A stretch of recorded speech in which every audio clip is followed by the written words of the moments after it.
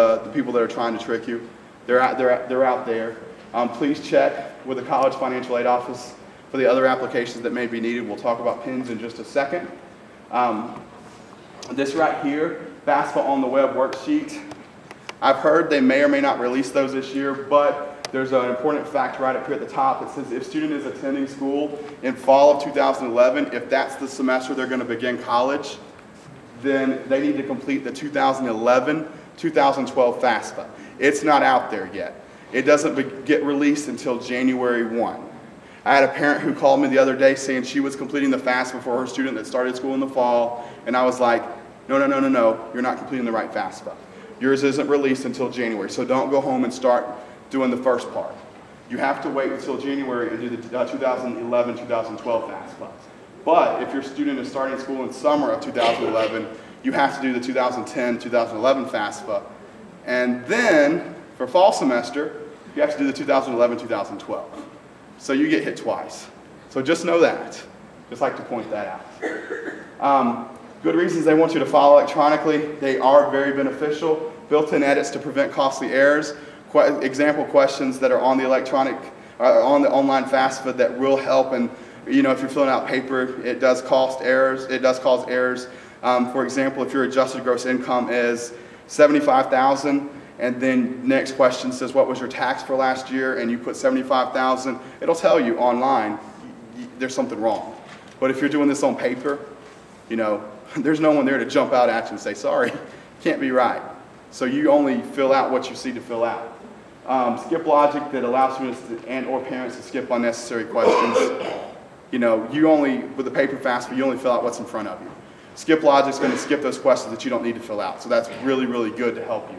I'm going to skip down to the bottom. Simplified application process in the future. It was mentioned just a second ago that you have to do this every single year. So if you do this online, it stores that information. So next year you can log in and you can change the tax information, that asset information that needs to be changed, but that biographical information is more than likely the same.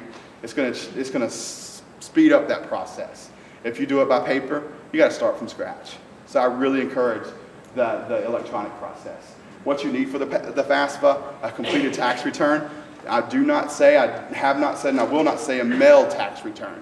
Just a completed, just so you know you're using accurate figures. Just so you know that the adjusted gross income is correct. My parents were notorious. They would get their W-2s from their jobs in late January. They would take that, and they would pencil in on a 1040 just to get that adjusted gross income and the figures that they needed. And then they would fill out the FAFSA by the middle of February. And then they would hold on to their taxes. And then by April the 15th at 11:59 p.m., that's when they would mail off their tax forms, because they wanted to hold on to that check as long as they could. They didn't want to pay the IRS. They wanted to hold on. So that's how they would do that. Other information on untaxed income, such as child support. I thought I saw a hand. Other information on untaxed income, such as child support. Not child support that you're supposed to receive, but child support that you actually received. So, make sure you include what you actually received. That's the hand. Yes, ma'am. If you have more than 2 students, do you file 2 FAFSAs? Yes, ma'am. You'll fill out one for each student. You'll notice the question is going to be on there. How many of in your household were in college for over the next year, or will be in college? That's going to help lower your EFC. So, good for you. Hopefully, so the rest of you can go adopt children that are in college and hopefully get more financial aid. So, Joe, come on, laugh. Yes, ma'am. Oh, now that's it. Okay. And household information. So, anyone that lives in your household doesn't necessarily have to be dependents. So, parents, if you have parents that are living with you, that you're providing at least half of their support over the next 6 months, that's part of your household. If you have nieces and nephews that you're providing at least half of their support, household, that's part of your household. And it explains it on the FAFSA, so you can make sure that I'm not just telling you stuff. What does the FAFSA do? It will determine the expected family contribution. The EFC estimates the family's ability to contribute towards educational cost. The EFC formula includes financial information collected on the FAFSA, that tax information, the household information, number of dependents. They're going to look at if you're involved in any free and reduced lunch, any other federal programs. There's a lot of information that goes into determining that EFC. The true federal formula that to determine the EFC probably stretches as long as this wall. It's a tough, I've done manual calculations before. It's the devil. It's tough. But that's what determines how much money your student can receive to go to college. What they do is they take the cost of attendance that we talked about first, that EFC, what's in the middle, what's left is need-based aid. That's how much your student can receive as need-based aid. You want more money, as much difference as you can right here, because that's more need-based aid. Hopefully that's free money. There's a lot of students, and this is FAFSA information. I've talked to a lot of students who have said, you know, I don't live with my parents don't support me, they do not give me any money. Do I have to include their information on the FAFSA? And I kind of have to say, you know, really, that doesn't matter. It doesn't matter if you live with your parents, it doesn't matter if they support you. What matters are the answers to the 13 questions in the dependency area. I'm not going to read all 13, I'm just going to give you some examples. Are you 24? Are you married or separated as of the date of application? Are you in graduate school? Are you in the armed forces?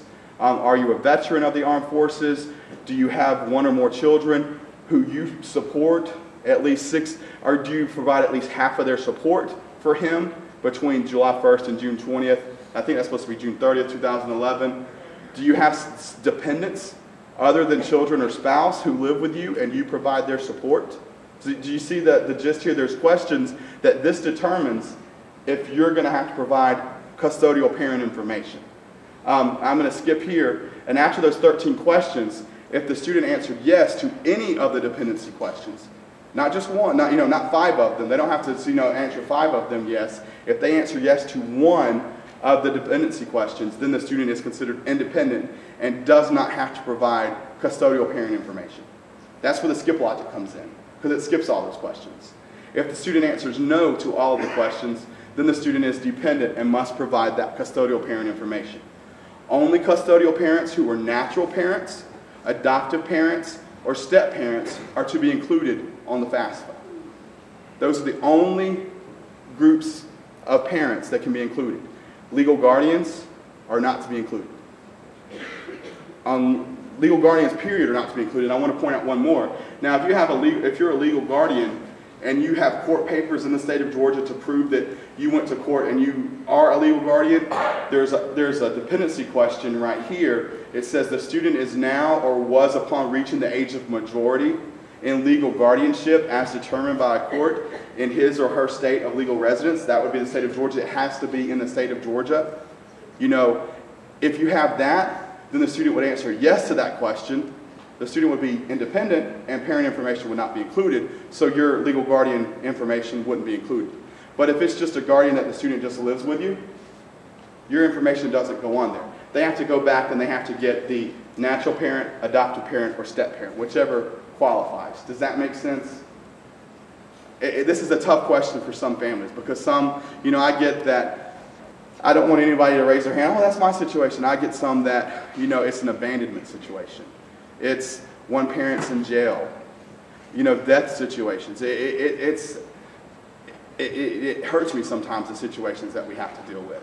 But this is what the federal government requires. And I'm going to talk about special circumstances at the very end, but this is what you have to have. And the one that I want to also say is divorce situations. This is one that I'm so glad I don't have to deal with.